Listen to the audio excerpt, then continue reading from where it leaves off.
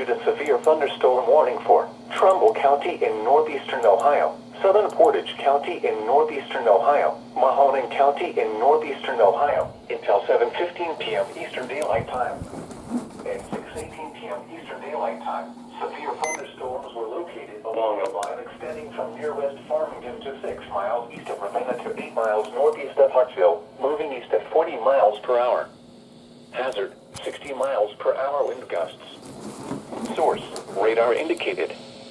Impact, expects damage to trees and power lines. Locations impacted include Youngstown, Warren, Ravenna, Columbiana, Boardman, Niles, Campbell, Hubbard, Canfield, Cortland, Newton Falls, Lordstown, Garrettsville, West Farmington, Vienna Center, Leavittsburg, Hilltop, Maplewood Park, Bristolville, and Austintown. For your protection, move to an interior room on the lowest floor of a building. Repeating, a severe thunderstorm warning has been issued until 7:15 p.m. Eastern Daylight Time for the following counties in Ohio: Mahoning, Portage, and Trumbull.